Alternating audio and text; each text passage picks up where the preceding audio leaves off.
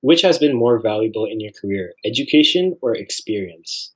So I would probably say experience, but then there's like a huge but over there, which is just it's kind of goes hand in hand with like being an athlete, right? Like, sure, you can go and play as many tournaments as you want, but without training, he, it's really hard to progress. You're now listening to Season 3 of Spark After Hours, where we sit down to chat with STEM professionals every Sunday.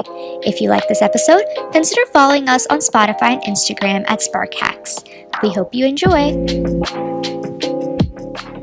Hey everyone listening, my name is Saumya Gupta, a logistics executive at Spark, and And I'm Arif Modi, Sparks Outreach Chair. Spark, a nonprofit organization, stands at the forefront of empowering young minds for the future. Our mission is to nurture skills essential for a seamless transition into STEM fields, all within inclusive environments that foster creativity and leadership. Join us as we explore the journey of Saumya Gupta, how they've created ripples of change, and how she continues to evolve, growing with new events that ignite curiosity and fuel ambition. She's a product first data engineer with a computer science background, working currently at SkyWatch, and a Commonwealth Games athlete for the country of Kenya. So, for all with a favor of STEM, without further ado, we welcome Saumya Gupta. Hey. All right, so I guess first couple questions I will ask, just like some basic things. So, what's your education like? What sort of degree have you completed in university? Yeah, so I went to the University of Waterloo. I was an international student and I did my undergrad in computer science with co-op, I guess. Or with co-op for the first few years. Yeah. Nice. And what's a bit? Tell us a bit about what your occupation is like. Okay, so yeah, I'm currently a data engineer at a startup based out of Kitchener called SkyWatch. So data engineering means different than different companies. In my company, it basically means that I handle most of the infrastructure that supports um, analysts or data scientists to do their work. Awesome. And yeah, sorry, Saumya, go ahead. Yeah, you've mentioned a little bit about Kenya. So, how was the transition actually from moving to Kenya and then coming to Canada to actually start your undergrad? Yeah, I guess I would say that. So when I say back home, I mean back in Kenya. We're pretty used to working hard, I would say. So coming to university, asking for help academically, etc., I didn't find that transition tough. Like obviously courses got harder as I went on, but I think what's most important is, making friends and just pulling through it. And again, like being able to ask for help. So that wasn't too difficult. I think what was harder, as it is probably for most international students, is just like the culture differences. So uh, Canada is more of an individualist country, so you're kind of moving from a very like warm culture where you kind of greet and strike conversation with everyone on the street to a culture where it's you kind of gotta take appointments with everyone before you meet them. So yeah, navigating that I guess was a little harder at first, but now used to it. All right, and tell us a bit about your athletic background playing for the country of Kenya. Yeah, so I play badminton. I play singles. I started playing when I was in high school in Kenya, and I got to represent the country as a junior. When I came to Canada, I kind of took a bit of a break when I was in university, so I was still playing, but I did not get to compete for the country until last year when I went back home right after I graduated. And through a series of training and competition, qualified for the Commonwealth. And that was my first major international tournament as a senior player. And yeah, since then it's just been more of training and more of competing internationally. Yeah. How's that kind of like balancing your at the time like your academic life with kind of like one of your passions, which is playing badminton? How is that balance for you? Yeah, I think like okay, the way I think of it is that when we're kids, like when I'm talking like even before high school, we kind of have like those 6 hours of school and then 4 hours of like extracurriculars, and literally every kid does that.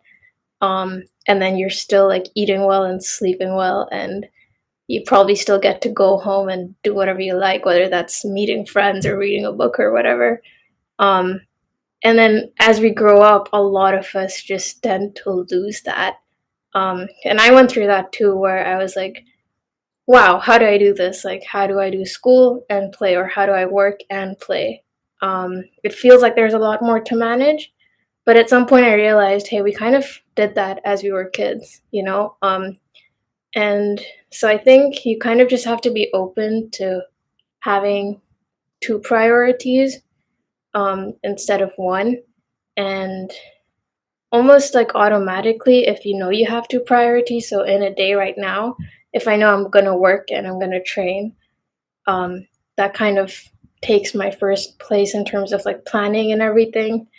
And it just becomes easier to say no to things that aren't work or play. So yeah, it's a little strange, like finding that balance, I think, but you've got to want to do it first of all, and then just like it becomes easier. And then, so this is what I want to ask: which has been more valuable in your career, education or experience? Um, so my career, like I would start by saying that it's in tech. Um, and so I would probably say experience, but then there's like a huge but over there, which is just it's kind of goes hand in hand with like being an athlete, right? Like, sure, you can go and play as many tournaments as you want, but without training, it's really hard to progress. And I would say the exact same for like my tech career, which is that probably maybe I could have done just as well um, if I had just gone to my co-ops and continued that way. But I definitely believe that like having my university degree or any courses that I'm doing on the side or reading I'm doing on the side is like enhancing that. So yeah, I would say they go hand in hand. I just had a really quick question. You mentioned stuff about like kind of having like other like kind of like extracurricular stuff. During your time in at Waterloo for your undergrad program, what extracurriculars did you specifically think that like you had a strong passion for? Yeah, so apart from badminton, obviously, I, I was basically always like you have to keep in mind that I was coming from a background where like going into tech wasn't a big thing, especially coding wasn't a big thing. So when I was growing up and I was in high school, exactly me and another person, so exactly two people in my high school even thought about coding at all. And so when I came here, it was always my goal that I'm always going to help other people, younger people, code. So that was one thing that took my time. And the nice thing in Canada is that there's a lot of setup for that. There's various programs. There's like Women in Tech. The names are also like slipping my mind right now. But the particular one that I'm thinking about is I believe it's a global program for like young girls who get to form teams and compete, and they have like I think 4 to 6 months to like code up a project and present it, and you can sign up to be a mentor or like a coach, or even a judge for stuff like that. And so I was pretty much always doing something or the other while I was studying in that regard. Awesome. I just had another just a very quick question. So what has helped you get to where you are today? Like, what pieces of advice do you think really resonated with you, especially for considering to giving this advice to someone who's going into like a very similar direction? What do you mean by where I am today? As in how accomplished you feel. Like you are at a startup business, you've successfully graduated from a very like prestigious program. What piece of advice would you give to someone who wants to kind of steer that direction? I guess wanting it. Like there, I guess the thing that I strongly believe in is motivation, and motivation will only come from you wanting it. So if you don't want something, you got to ask yourself why you don't want it, or whether you really want it and why you really want it. And as I said, like once that kind of you have the answer for that, things become easier. So I knew that I wanted to continue studying computer science to the end. Um, I knew that I wanted to work in a smaller business, especially after my first job, which was for a much larger business. And I thought that I realized in that job that okay, I prefer working with smaller business. So you kind of when you know what you want, you kind of set yourself those goals, basically because you just inherently want those. Um, so yeah, like in my case, it was I want to continue learning in computer science. My goal wasn't even necessarily to graduate, it was just that I want to keep doing these courses, and that led to a degree. Similarly, at some point, I really wanted to work for a smaller startup in the data engineering role. So that's what my goal was, that, okay, I'm going to get a job there. So, yeah, just knowing what you want, I guess.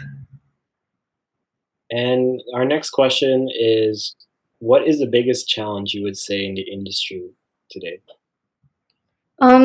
So again, like I would say, challenges in the industry kind of depend on what part of the industry you're in. So mine is like within the tech industry, I would say like my sub industry is like the data world. I still feel like, especially when it comes to data engineering, um, companies are typically looking for more experienced um, people. And by that, I mean, you've worked as a software engineer or a data analyst for a few years, and then you kind of transition into the role of data engineering. Um, because data engineering kind of requires you to know a lot of topics in software engineering and data analysis and business analysis, etc. So you kind of have a foot in many, many doors.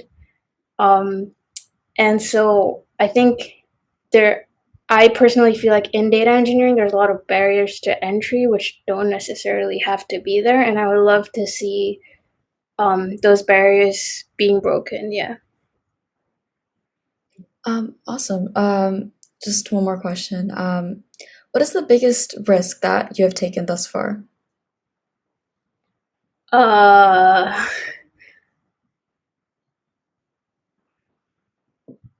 okay, so I would say there's two. Um, I would say one is choosing to stick to data engineering. Again, like typically this early in your career, I would say that you would want to be more open. So you would want to work in various fields, research fields, etc. And I've kind of narrowed it down to like, yes, I just want to do data engineering for the next few years. That's a big risk, I would say, because it limits your job opportunities. You're also like deciding to become an expert in one thing, um, and of course a lot of time and effort goes into that. The second thing is choosing to basically have two jobs. So if you think of like being an athlete and having a career in tech, those are two full-time jobs, and again that's a big risk. It can turn out that none of them are profitable, or I don't find success in any of them. um, so it's a lot of time and effort in both areas, and yeah, but I guess the risks worth taking for me.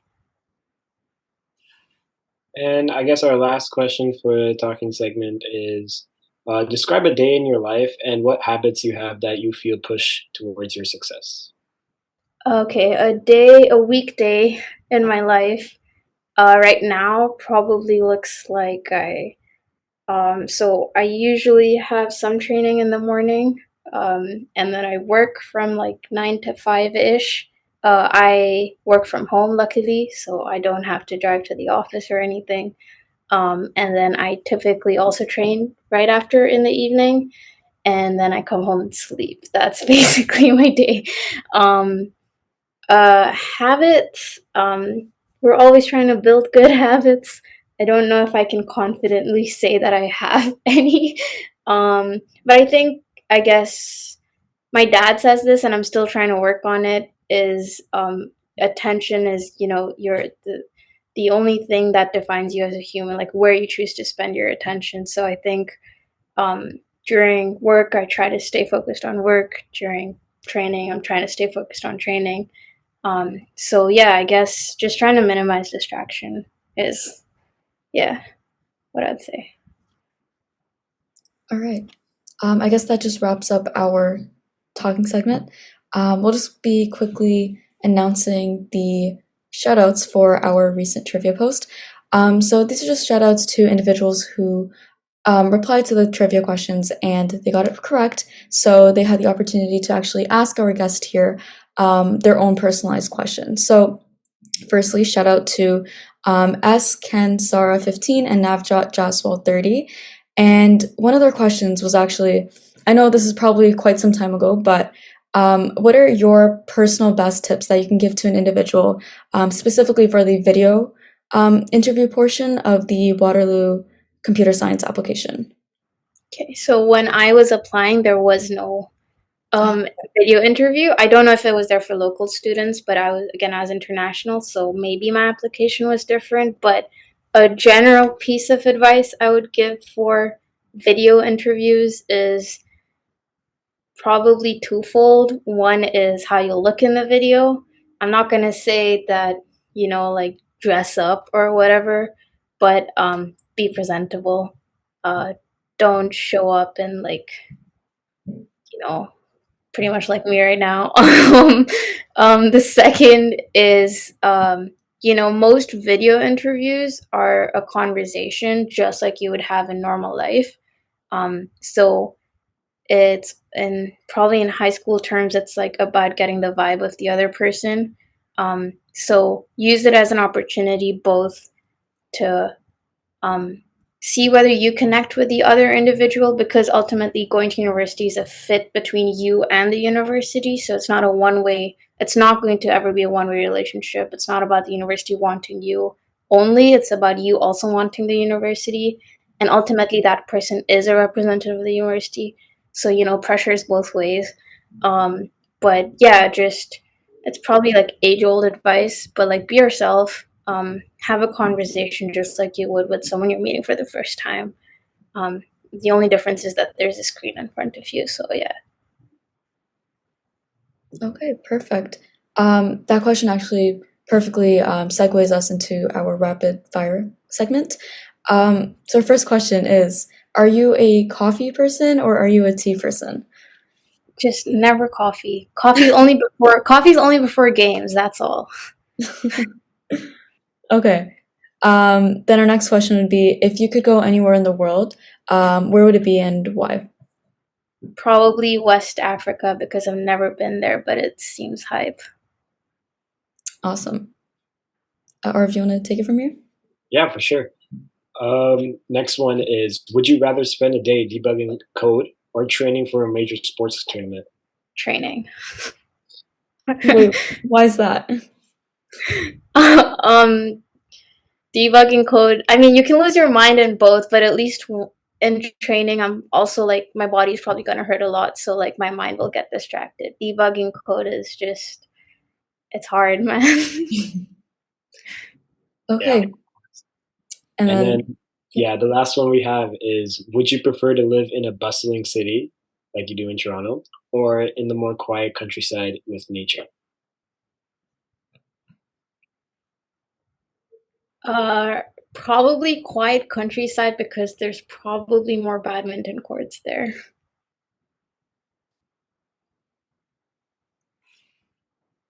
Okay. That actually wraps our entire interview process here today. Thank you so much again for taking your time out of your day and sitting here and answering our questions.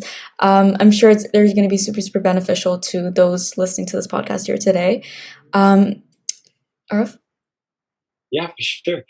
Thank you so much. And for those who are listening, please make sure to follow Saumya Gupta on her LinkedIn.